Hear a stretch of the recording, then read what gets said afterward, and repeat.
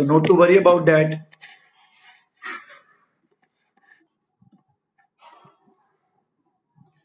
So we have MCQs from all of the chapters.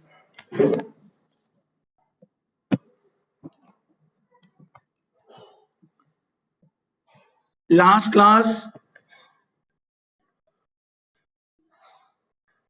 we have discussed the definition of goodwill. And in the definition of goodwill, सानू पता लग गया कि goodwill is an intangible asset.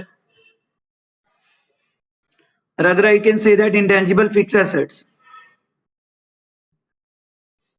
And how we can recognize this? या फिर मतलब ਇਹਦੀ valuation किवें ਹੁੰਦੀ है वो चीजें देखनी है आज. बट अगर डेफिनेशन देखी जाए तो it is an excess amount paid by the buyer to the seller for acquiring his running business. Am I right?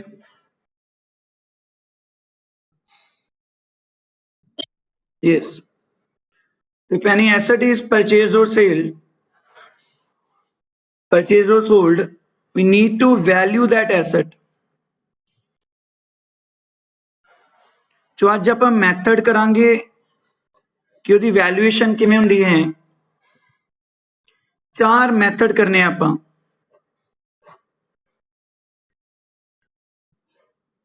एक है एवरेज प्रॉफिट मेथड,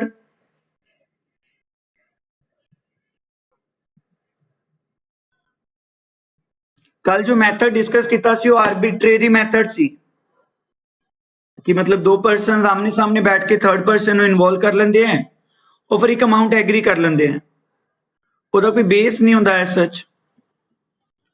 फिर आप देखेंगे super profit method,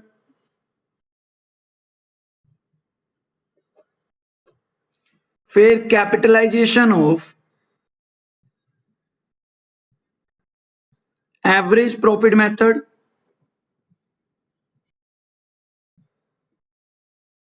and the fourth one is capitalization of super profit method.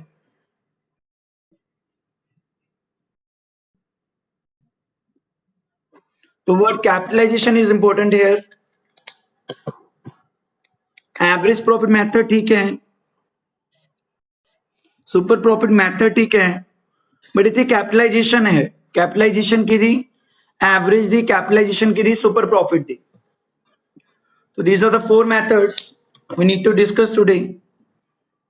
अगर exam में सिर्फ और सिर्फ कैपिटलाइजेशन पूछा जाता है, कैपिटलाइजेशन मेथड, तो डोंट गेट कंफ्यूज्ड.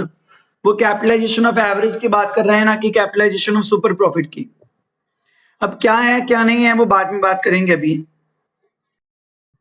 तो अब लास्ट क्लास एक एग्जांपल डिस्कस की सी. ओके मे बी आज तुहानू क्लास रीजॉइन करनी पवे, तो बी प्रिपेयर्ड. मैं नहीं चाहता कि आज की क्लास की कनैक्टिविटी विच रुके. कल आप एक एग्जांपल रखी सी थोड़े सामने कि गोपी ने रामलाल की दुकान खरीदनी है. So apart from assets the Gopi will pay the extra amount to the Ramlal. कि वो कहता सी कि मैं तेन चलता बिजनेस दे रहे हैं तो फिर मेरा की फायदा. उन्हें 26 लाख उन्होंने एक्स्ट्रा देता. तो अज 26 लाख एक्स्ट्रा किवें दिता वो डिस्कशन करनी है आप. हाँ, ये गुडविल रिकॉग्नाइज किने की सी, बायर ने या सेलर ने?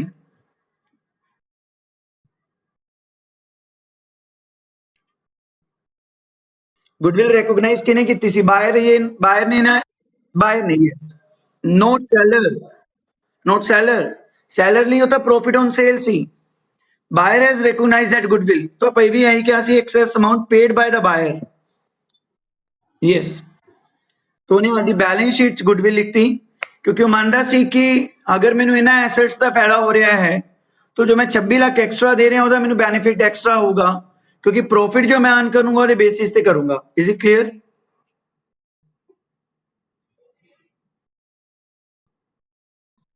गुड. उन्होंने वैल्यूएशन किवें कीती सी उन्होंने समझ ना रजे. इतों अपनी मैथड स्टार्ट हो जाएंगे. पहला मैं कॉन्सेप्ट दसूंगा फिर मैथड दसूंगा। डिस्कशन हुई की है रामलाल दे विचाले ते गोपी दे विचाले। तो गोपी ने यही पूछा सी कि मैनू तेरा बिजनेस जो खरीदिया है ਉਹਦਾ की फायदा।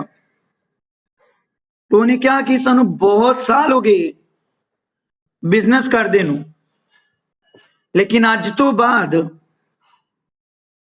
ये बिजनेस तेरा हो जाऊगा। लेट्स से 1 जैन 2020 ਨੂੰ ਇਹ ਡੀਲ ਹੋਰ ਜਾ ਰਹੀ है कि 2020 तो जो गोपी है वो इस बिजनेस का मालिक बन जाऊगा और आने वाले टाइम च सारे प्रॉफिट गोपी ਨੂੰ मिलने हैं। तो रामलाल गोपी के सामने एक छोटा जिहा पॉइंट रखता है, कहता जनाब असी बिजनेस दे विचों हर साल 12 लाख रुपए कमाने हैं। कितना कमाने हैं?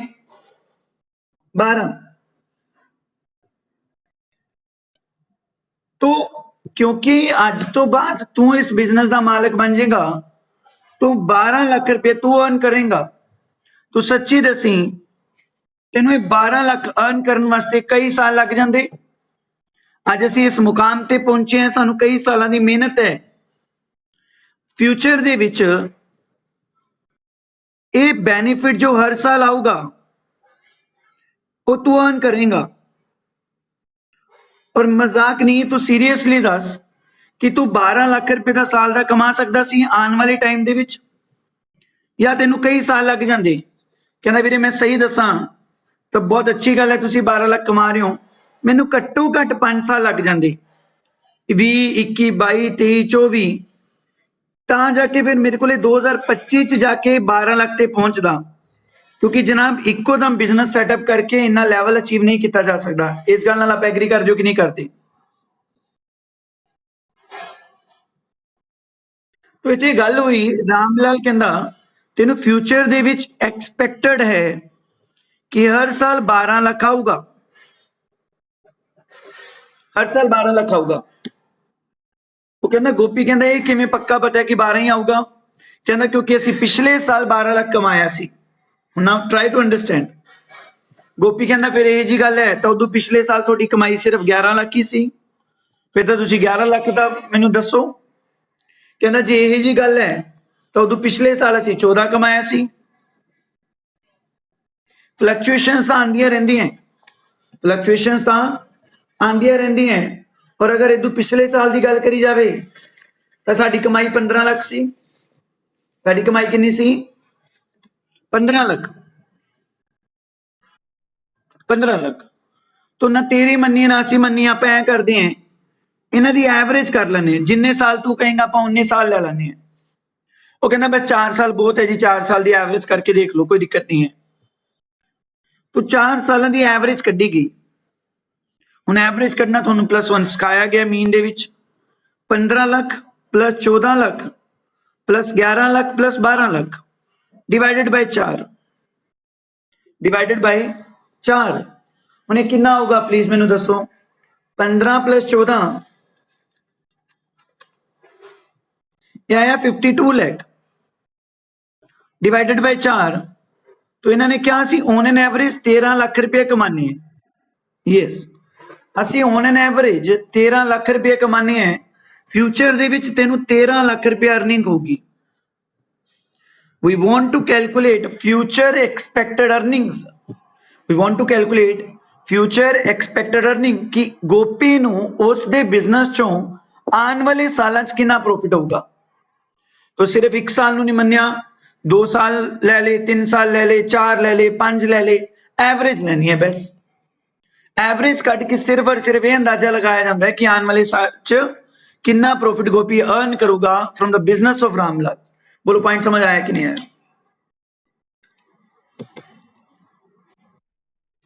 यस, गोपी के सामने एक छोटा जा पॉइंट रखा गया कि गोपी सही दस, जेड़ा 13 लाख रुपए का बिजनेस है अज तू 2020 च मालिक बन जाएगा, तेन पहले साल तो ही 2020 ही 13 लाख रुपये अर्निंग होनी शुरू हो जूगी। मानदा तू? कहना हाँ मानदा। तू सच्ची दसी ਤੈਨੂੰ ਕਿੰਨੇ ਸਾਲ ਲੱਗ ਜਾਣਗੇ 13 ਲੱਖ ਤੇ ਪਹੁੰਚਣ ਦੇ ਜੇ ਤੂੰ ਆਪਦਾ ਅੱਡ ਬਿਜ਼ਨਸ ਕਰਦਾ ਤਾਂ? ਉਹ ਕਹਿੰਦਾ ਸਹੀ ਦੱਸਾਂ ਤਾਂ ਸਰ 5 ਸਾਲ ਤਾਂ ਲੱਗ ਜਾਂਦੇ। ਫਿਰ ਕਹਿੰਦਾ ਮੋਟਾ ਮੋਟਾ ਤੈਨੂੰ 13 ਲੱਖ ਇੰਟੂ 5 65 ਲੱਖ ਰੁਪਏ ਦਾ ਫਾਇਦਾ ਹੋਊਗਾ ਮੇਰੇ ਬਿਜ਼ਨਸ ਤੋਂ, ਕਿਉਂਕਿ ਜਿਹੜਾ ਲੈਵਲ ਤੂੰ 5 ਸਾਲ ਬਾਅਦ ਅਚੀਵ ਕਰਨਾ ਸੀ 2025 ਦੇ ਵਿੱਚ, ਉਹ ਅੱਜ 2020 ਦੇ ਸਟਾਰਟਿੰਗ ਤੇ ਤੈਨੂੰ ਮਿਲਣ ਲੱਗ ਜੂਗਾ। ਬੋਲੋ ਪੁਆਇੰਟ ਸਮਝ ਆਇਆ ਕਿ ਨਹੀਂ ਆਇਆ? ਯੈਸ, ਰਾਮ ਲਾਲ ਨੂੰ ਇਸ ਗੱਲ ਤੋਂ ਪ੍ਰੋਬਲਮ ਹੈ। ਬਸ ਰਾਮ ਲਾਲ ਇਹਦੇ ਸਾਹਮਣੇ ਗੱਲ ਰੱਖਦੇ, ਕਹਿੰਦਾ ਬਾਈ ਐ ਕਰ, ਤੈਨੂੰ 65 ਦਾ ਫਾਇਦਾ ਹੋ ਰਿਹਾ, ਆਪਾਂ ਅੱਧੋ ਅੱਧ ਕਰ ਲੈਨੇ ਆ, ਤੂੰ 32.5 ਲੱਖ ਮੈਨੂੰ ਦੇ ਦੇ। ਉਹ ਕਹਿੰਦਾ ਯਾਰ ਬਾਈ 32.5 ਲੱਖ ਤਾਂ ਬਹੁਤ ਜ਼ਿਆਦਾ ਹੈ। ਕਹਿੰਦਾ ਚੱਲ ਐ ਕਰ, ਤੈਨੂੰ ਛੱਡਿਆ, ਤੂੰ ਮੈਨੂੰ 2 ਸਾਲਾਂ ਦੇ ਪੈਸੇ ਦੇ ਦੇ। ਮੈਨੂੰ ਕਿੰਨੇ ਸਾਲਾਂ ਦੇ ਪੈਸੇ ਦੇ ਦੇ? 2 ਸਾਲਾਂ ਦੇ। ਹੁਣ 2 ਸਾਲਾਂ ਦਾ ਵੀ ਤੈਨੂੰ ਕੋਈ ਨੁਕਸਾਨ ਨਹੀਂ ਹੋਣਾ, ਤੂੰ ਮੈਨੂੰ 2 ਸਾਲਾਂ ਦਾ 26 ਲੱਖ ਰੁਪਏ ਫੜਾ ਦੇ। 2 ਸਾਲਾਂ ਦਾ 26 ਲੱਖ ਰੁਪਏ ਫੜਾ ਦੇ ਅੱਜ ਦੇ, ਤੈਨੂੰ ਕੋਈ ਨੁਕਸਾਨ ਨਹੀਂ ਹੋਣਾ ਵੀਰੇ। ਪਹਿਲੇ ਸਾਲ ਤੇਰੀ ਰਿਕਵਰੀ ਕਿੰਨੀ ਹੋ ਜੂਗੀ? 13। ਹਾਂ ਹੀ ਨੂੰ। और दूसरे साल तेरी रिकवरी कितनी हो जूगी? 13। तो 26 लाख रुपया तेरा 2 साल च रिकवर हो जूगा। तीसरे साल तो 13 लाख रुपया तू आपदा घरे लै जाया कर, तेनू की दिक्कत है? हुण तेनू फायदा की है? जेड़ा प्रॉफिट तेरा 2025 च शुरू होना सी, तू ये मान ला तेरा 2022 च शुरू हो गया। 2 साल मैनू भी फायदा हो जूगा, 3 साल का तेनू फायदा हो जूगा। बोलो पॉइंट समझ आया कि नहीं आया? यस। हुण ਇਸ ਦੇ ਵਿੱਚ ਗੁੱਡਵਿਲ ਕੈਲਕੂਲੇਟ ਕਿਵੇਂ ਕੀਤੀ ਗਈ? ਐਕਚੁਅਲ ਦੇ ਵਿੱਚ ਇੱਥੇ ਵਰਡ ਯੂਜ਼ ਹੁੰਦਾ ਹੈ ਫਿਊਚਰ ਐਕਸਪੈਕਟਡ ਅਰਨਿੰਗਸ, ਬਟ ਆਪਾਂ ਯੂਜ਼ ਨਹੀਂ ਕਰਾਂਗੇ ਇਹ ਫਿਊਚਰ ਐਕਸਪੈਕਟਡ ਅਰਨਿੰਗਸ, ਕਿ ਫਿਊਚਰ ਦੇ ਵਿੱਚੋਂ ਇਹਦੇ ਬਿਜ਼ਨਸ ਚੋਂ ਕੀ ਐਕਸਪੈਕਟਡ ਹੈ into number of year purchase. क्या बोलते हैं ਇਹਨੂੰ? Number of year purchase. ਹੁਣ ਫਿਊਚਰ ਦੇ ਵਿੱਚ ਕੀ ਇੱਕ ਅਰਨਿੰਗ ਹੈ, ਇਹਦਾ ਕੀ ਆਧਾਰ ਬਣਾਇਆ ਗਿਆ? ਪਾਸਟ ਈਅਰ ਦੇ ਪ੍ਰੋਫਿਟ। ਇਹਦਾ ਕੀ ਆਧਾਰ ਬਣਾਇਆ ਗਿਆ? ਪਾਸਟ ਈਅਰ ਦੇ ਪ੍ਰੋਫਿਟ। ਫਿਊਚਰ ਪ੍ਰੈਡਿਕਟ ਹੋ ਰਿਹਾ ਹੈ, तो आने वाले टाइम च 13 लाख रुपया हर साल आने की उम्मीद है। Is it clear?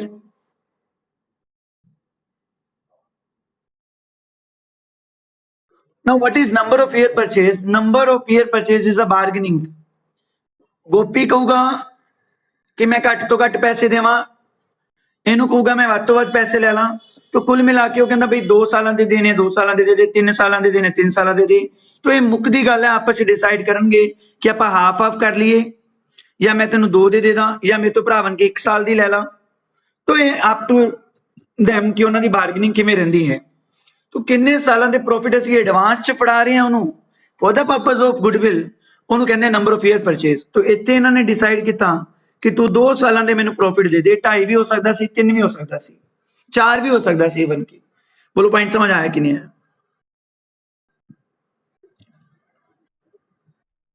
और अकॉर्डिंगली ਜਿਹੜਾ ਹੈਗਾ ਆਪਣੀ ਗੁੱਡਵਿਲ ਦੀ ਵੈਲਿਊਏਸ਼ਨ ਆ ਗਈ ਸੀ 26 ਲੱਖ ਰੁਪਇਆ। क्या आपने रिलेट किया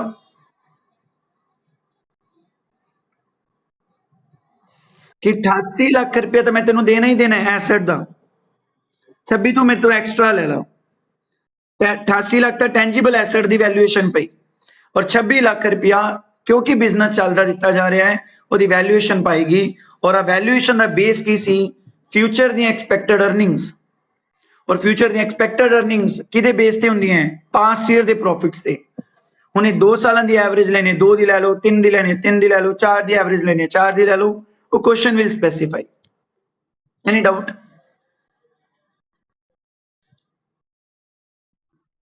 नो सर, वेरी गुड जनाब। मैं तुहानू लिखता कि goodwill future expected earning into number of year purchase है, बट एग्जाम दे विच तुहाडी बुक दे विच वर्ड यूज होया है कि average profit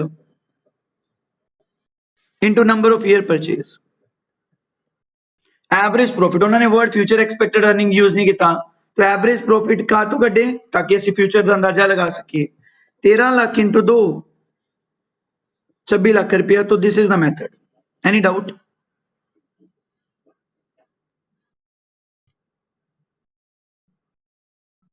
no sir, very nice sir. इस तो बाद ਇਸ ਤੋਂ ਬਾਅਦ ਇਹ ਪਹਿਲਾ ਮੈਥਡ ਤੁਹਾਡਾ ਆਉਣ ਲੱਗ ਗਿਆ ਤੁਹਾਨੂੰ। ਸਰ ਫਰਸਟ ਮੈਥਡ ਕੰਪਲੀਟ ਹੋ ਗਿਆ, ਯੈਸ। ਇਸੇ ਨੂੰ ਹੀ ਐਵਰੇਜ ਪ੍ਰੋਫਿਟ ਮੈਥਡ ਕਹਿੰਦੇ ਹੈ। whenever question says average profit method ਦੇ ਮੁਤਾਬਿਕ ਗੁੱਡਵਿਲ फाइंड आउट करो तो the formula ਕੀ ਹੋਗਾ, goodwill is equal to average profit into number of year purchase and obviously number of year purchase ਤੁਹਾਨੂੰ always given होंगे, always given, क्योंकि आप इन्हें कैलकुलेट नहीं कर पाओगे। this will be always given in question, but does average profit means expected earnings, future expected earnings, any doubt? no sir, मैं ਇਹਦੀ ਕਹਾਣੀ ਤੇ ਦੁਬਾਰਾ ਆਉਂਗਾ ਰਾਮਲਾਲ ਤੇ ਗੋਪੀ ਦੀ ਥੋੜੀ ਦੇਰ ਬਾਅਦ, ਕਿਉਂਕਿ ਇੱਕ ਪੁਆਇੰਟ ਹੋਰ ਡਿਸਕਸ ਕਰਾਂਗੇ ਉੱਥੇ। तो ਇਸ ਚ ਕੁਐਸਚਨ ਆਂਦਾ ਕਿਵੇਂ ਹੈ,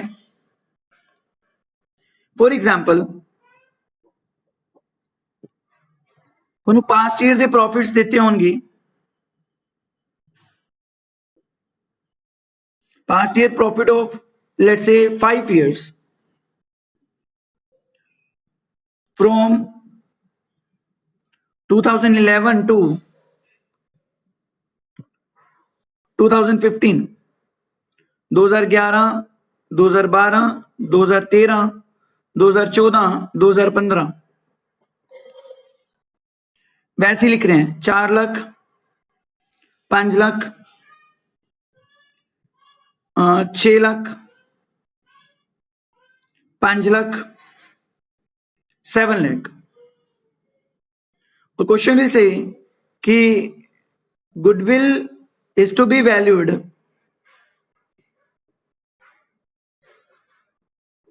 at 3 years purchase of average profit of last 5 years, last 5 years। तो ये तो समझ आता है कि गुडविल दा एवरेज प्रॉफिट मैथड है कि गुडविल किवें वैल्यूएशन करनी है आपां। What does 3 years purchase means? What does 3 years purchase means? It's a number of year purchase. Is it clear? Well done, well done, well done. And for average, we have to take कितने सालों के profit? 5 years. 5 years. Well done. तो आप solution शुरू करोगे question का कि भाई गुडविल वैल्यूएशन करनी है। Its method is average profit into number of year purchase, and question says 3 years, so multiply by 3 years. But for find out why average profit, we have to prepare working note. Working note बहुत simple है। Average profit is equals to, वो सारा plus कर दो, 4 lakh, 5 lakh, 6 lakh, 5 lakh plus 7 lakh divided bye कितना?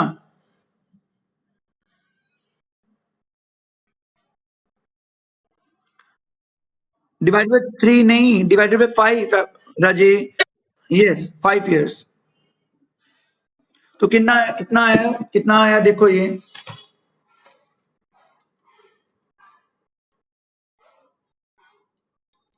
4 5 9 6 15 5 20 27 लाख राजे divided by 5। तो future the expected earnings किन्नियां calculate कीतियां गया?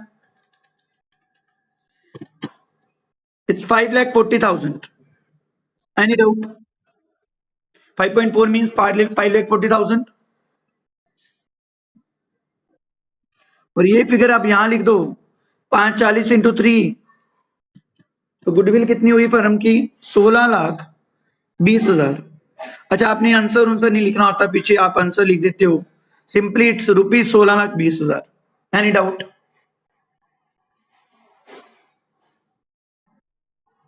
Very good. अभी इसी क्वेश्चन में एक ट्विस्ट लेके आता हूं मैं। ठीक है, सानू एवरेज प्रॉफिट मैथड ली एवरेज प्रॉफिट की लोड़ पऊगी। मैं इस बार थोड़ा तरीका बदलिया है। मैं पहला कह रहे हैं मैं 2 पार्ट दे विच मैथड कराना है। पहले पार्ट बेसिक फॉर्मूला करवाऊंगा और वो भी आप समझ के करांगे, आप लॉजिकली करांगे, रट्टे नहीं मारांगे। और सैकेंड पार्ट दे विच मैं थोड़ा एडवांस लेवल ते लेके जाऊंगा। अगे पहला मैं स्टार्टिंग टू एडवांस लेवल ते लै जांदा सी, थोड़ा सा पैटर्न बदलिया इस बार। जो एवरेज करनी है वो दो तरह की एवरेज हुंदी है, simple average and weighted average. पूरा कॉन्सेप्ट समझाऊंगा, डोंट वरी। जो आप हुण कीती है वो सिंपल एवरेज है। सर सिंपल एवरेज मतलब आप जिन्ने सालों के प्रॉफिट है उन्होंने प्लस कर लेंदे हो, 4 lakh plus 5 lakh plus 6 lakh plus 5 lakh plus 7 lakh और divided by number of years कर देंदे हो, और उस 27 लाख डिवाइडेड बाय 5 आ गया अपना, कितना आया 540। इन्हों कहते हैं simple average. But sometimes question will say कि आप वेटेड एवरेज लगाओ to find out the goodwill. Average profit तो कटने हैं बट आप केड़ी एवरेज लगाओ, वेटेड लगाओ। No what is the concept of weighted average, वो चीज चेक करते हैं आप। What is the concept of weighted average? No doubt goodwill किवें कैलकुलेट होगी, weighted average profit into number of year purchase. And मैं सेम मान रहे हैं कि अपने 3 years number of year purchase है, but why need to calculate now weighted average profit. Logic भी दसूंगा राजे दा, फिलहाल नहीं, जो आप क्वेश्चंस करोगे तो बाद लॉजिक दसूंगा। फिलहाल मैं तुहानू दस रहा कि जिवें आपने +1 किया सी, अगलियां क्लासेस मिस ना करियो।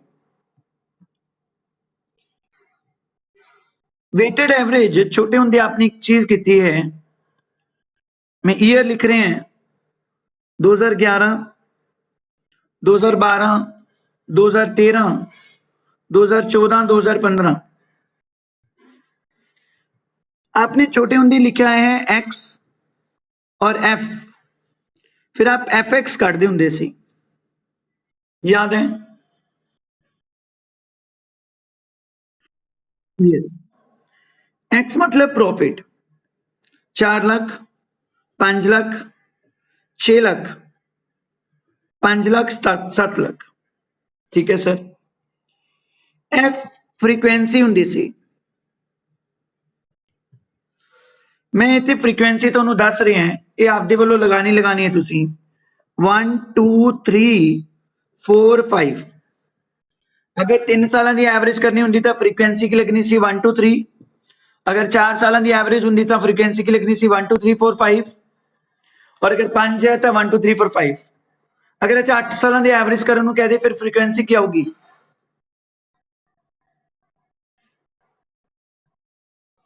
अगर 8 साल के दे दे तो फ्रीक्वेंसी क्या होगी?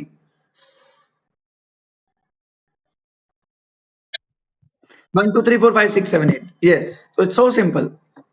Question will not specify the frequency, question आपको प्रॉफिट दे देगा और ईयर दे देगा, फ्रीक्वेंसी आपको खुद से लगानी पड़ेगी 1 2 3 4 5 6 7 8। चलो सर ठीक है। उस तो बाद की करते सी +1 ਦੇ ਵਿੱਚ ਦੱਸੋ?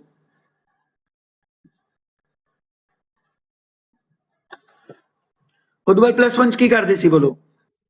Multiply 4 into 1 4 lakh, 5 into 10 2 10 lakh, 6 into 3 18 lakh, 20 lakh,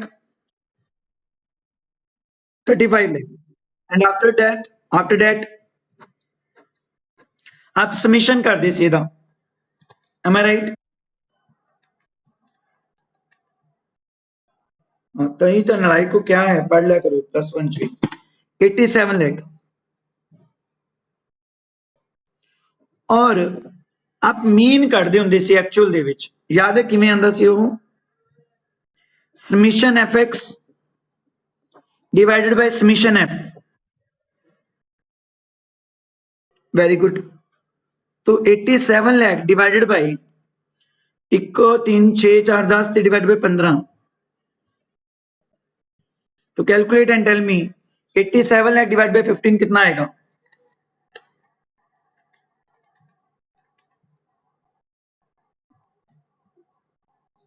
calculate first.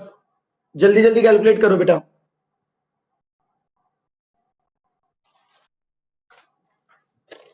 हाँ जी,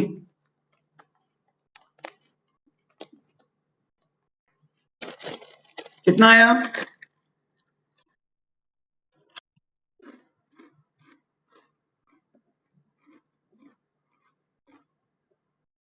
It's 5 lakh. It is well done, well done, well done.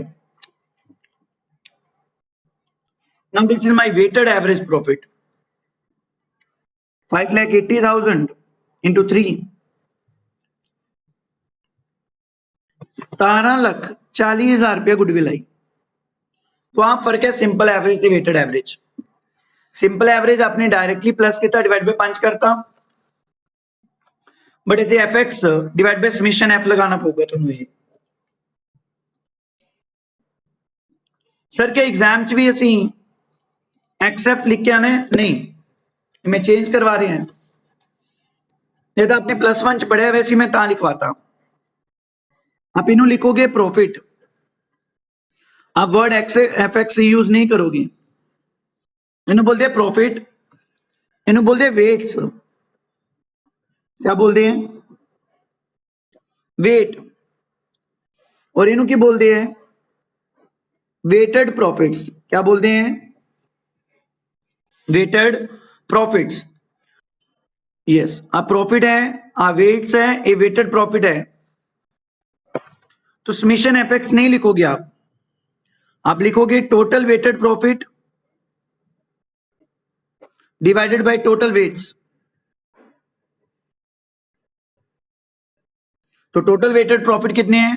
87 lakh and total of weight कितना है? 15। तो आप ए वर्ड यूज करोगे ना कि एक्स से एफ एक्स यूज करोगे। Any doubt?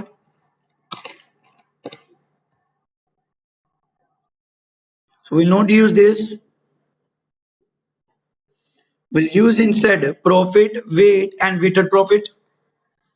तो एक कॉन्सेप्ट है, I will definitely tell you, surely tell you कि चक्कर की है why they use weighted average profit and what is this 1 2 3 4 5 6, but for the timing मैं छाड़ रहे हैं। रीजन बिंग मैं मैथड बदलिया, मैं ਤੁਹਾਨੂੰ ਪਹਿਲਾਂ ਹੀ ਕਿਹਾ ਹੈ ਕਿ आप पहले ਇਹਦੇ क्वेश्चंस ਕਰਾਂਗੇ, ਆਪਾਂ ਫਿਰ ਆਪਾਂ ਅੱਗੇ ਚੱਲਾਂਗੇ ਐਡਵਾਂਸ ਲੈਵਲ ਤੇ।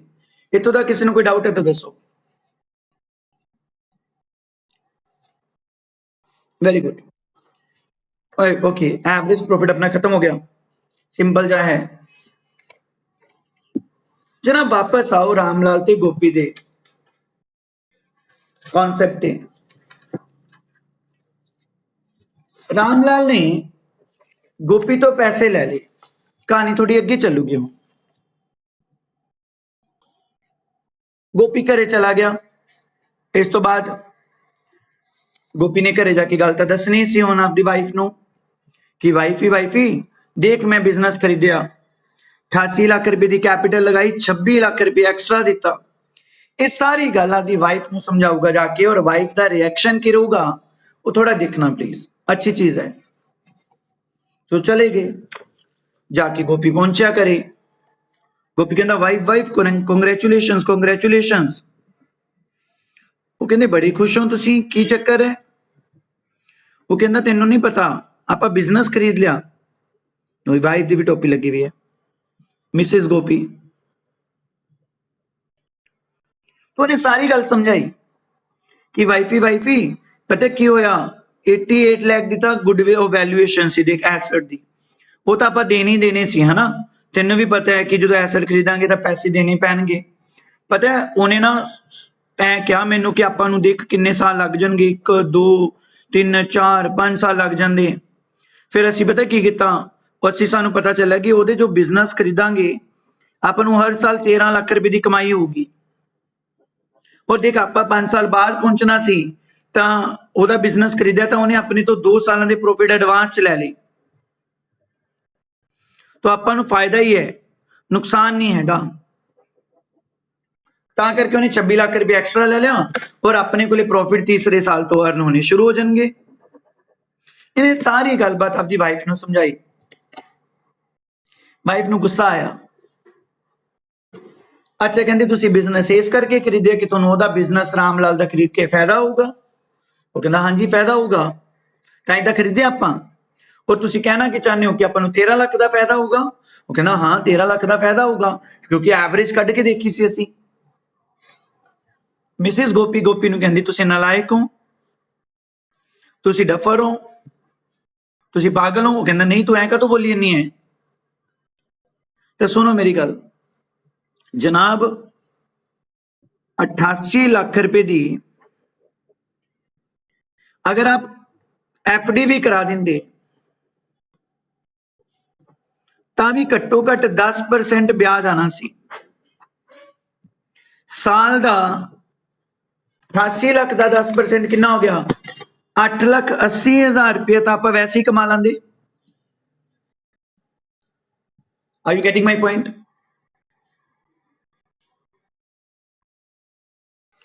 ਤਾਂ ਫਿਰ ਉਹਦਾ ਬਿਜ਼ਨਸ ਖਰੀਦ ਕੇ ਤਾਂ 13 ਲੱਖ ਰੁਪਏ ਕਮਾਈ ਹੋਈ। ਆਪਾਂ ਨੂੰ ਫਾਇਦਾ, ਚਲੋ ਐਫਡੀ ਨਾ ਕਰਾਓ, ਅਗਰ ਤੁਸੀਂ ਆਪਦੀ ਦੁਕਾਨ ਖੋਲ ਲੈਂਦੇ, ਆਪਦੀ ਕੰਮ ਕਰ ਲੈਂਦੇ ਤਾਂ ਤੁਸੀਂ ਘੱਟੋ ਘੱਟ ਕਿੰਨਾ ਕਮਾ ਲੈਂਦੇ। ਚਲੋ ਇਹਨੂੰ ਛੱਡੋ, ਐਫਡੀ ਨੂੰ ਛੱਡੋ, ਵੈਸੇ ਵੀ ਐਫਡੀ ਦਾ ਰੇਟ ਘੱਟ ਹੈ। ਆਪਾਂ ਹੋਰ ਨਹੀਂ ਤਾਂ ਘੱਟੋ ਘੱਟ 8-10% ਦੀ ਕਮਾਈ ਤਾਂ ਕਰਦੇ, ਘੱਟੋ ਘੱਟ 8% ਵੀ ਕਮਾਉਂਦੇ ਜੀ ਆਪਾਂ, ਤਾਂ ਵੀ 88 ਲੱਖ ਦਾ ਕਿੰਨਾ ਰੁਪਇਆ ਆ ਜਾਣਾ ਸੀ?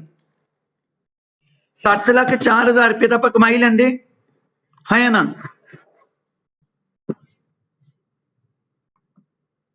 ਯੈਸ ਔਰ नो? अगर कोई भी बंदा नॉर्मल बिजनेस करता है इट डजंट मीन ਉਹਨੂੰ ਜ਼ੀਰੋ अर्निंग होगी। अगर 88 ਲੱਖ ਰੁਪਏ खुद इन्वेस्टमेंट कर दे तो नॉर्मली उस बिजनेस तो किन्ने परसेंट रिटर्न आंदी, ਇਹਨੂੰ बोलते हैं नॉर्मल रेट ऑफ रिटर्न। क्या बोलते हैं?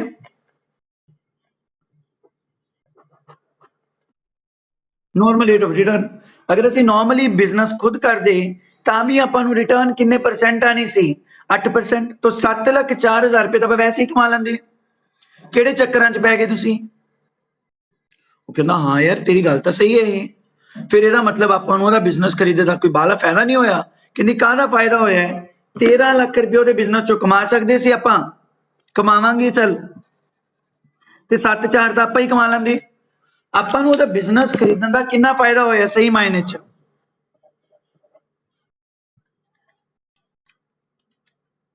बोलो बोलो। 5,96,000। एम आई राइट? यस। तो जे तुसी गुडविल दी पैसे दे के आने सी ਤਾਂ 5,96,000 रुपए ਦੇ ਹਿਸਾਬ ਨਾਲ ਦੇ ਕੇ ਆਣੇ ਸੀ, ਨਾ ਕਿ 13 ਲੱਖ ਦੇ ਹਿਸਾਬ ਨਾਲ। बोलो पॉइंट समझ आया कि नहीं आया?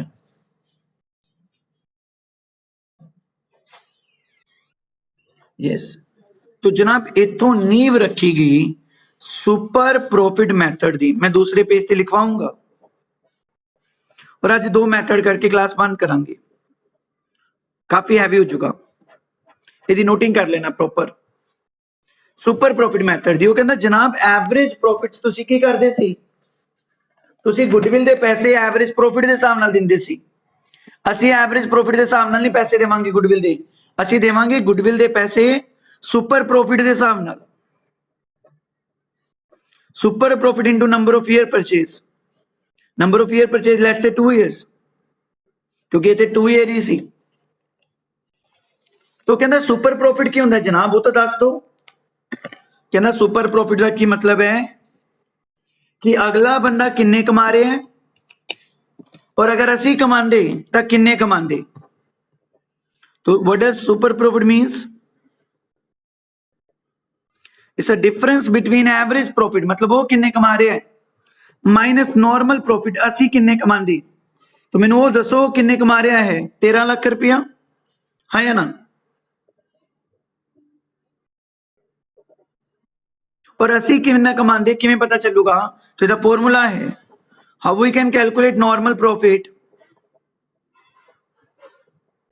इट्स कैपिटल इंप्लॉयड, जिन्ना पैसा बिजनेस च लग रहा है, into normal rate of return. हुण normal rate of return given होंदी है, मतलब इंडस्ट्री का रेट है। अगर करियाने का काम करना है तो 10% की कमाई है, अगर शूज का बिजनेस है तो 12% की कमाई है, ऐसा करके it's a normal rate of return. And obviously this will be given in the question. Now what is capital employed? 88 lakh और नॉर्मल रेट ऑफ रिटर्न की चल रही इंडस्ट्री का 8%। तो 7,04,000 रुपये तो आप कर ही लेना सी। तो उसका बिजनेस खरीदे का कितना फायदा होया 5,96,000 रुपया और 5,96,000 इंटू 2 गुडविल बनूंगी एनी डाउट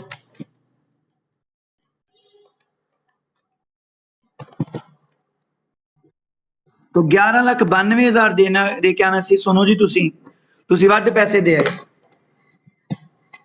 तो ਤੁਹਾਨੂੰ ਕਿਹੜਾ ਲੱਗਦਾ ਹੈ ਵਾਈਬਲ ਮੈਥਡ ਗੁੱਡਵਿਲ ਦਾ ਐਵਰੇਜ ਪ੍ਰੋਫਿਟ ਜਾਂ super profit method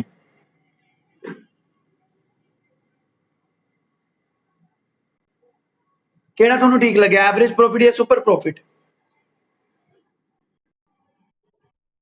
super profit ठीक लगे होगा यस तो सुपर प्रॉफिट का फॉर्मूला की है super profit into number of year purchase गल खत्म और एवरेज प्रॉफिट का फॉर्मूला की सी average profit into number of year purchase हुण सुपर आंदे किवें है एवरेज चों सानू नॉर्मल माइनस करने पैंदे हैं हुण नॉर्मल का मतलब की अगर असीं खुद बिजनेस करदे तो किन्ने % कमाई कर लैंदे चो एफडी करा दिंदे तां भी 8% ब्याज आना सी तो capital employed into 8% 7,04,000 any doubt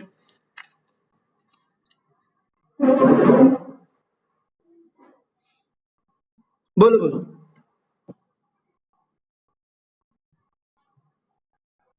good next class ਦੇ ਵਿੱਚ ਹਜੇ ਕੋਈ क्वेश्चन नहीं करना दो क्लासेस लगन दो लगातार क्योंकि कल की क्लास च ये भी एंड हो जाऊगा ਤੇ दूसरे दोनों मैथड का भी एंड हो जाऊगा बस दो क्लासेस ही गुडविल ਦੀਆਂ ਆਪਣੀਆਂ जिस तो बाद ਤੁਹਾਨੂੰ बेसिक क्वेश्चंस दूंगा एक वर्कशीट दूंगा और बुक ਦੇ क्वेश्चन दूंगा और फिर थर्ड क्लास लगूगी गुडविल ਦੀ खत्म गुडविल चैप्टर कल वाली क्लास कैपिटल इंप्लॉयड का मैथड कैलकुलेट करना सिखाऊंगा आज छड़ रहे हैं क्योंकि ये वास्ते दोबारा एनर्जी चाहिए होगी अपन एनी डाउट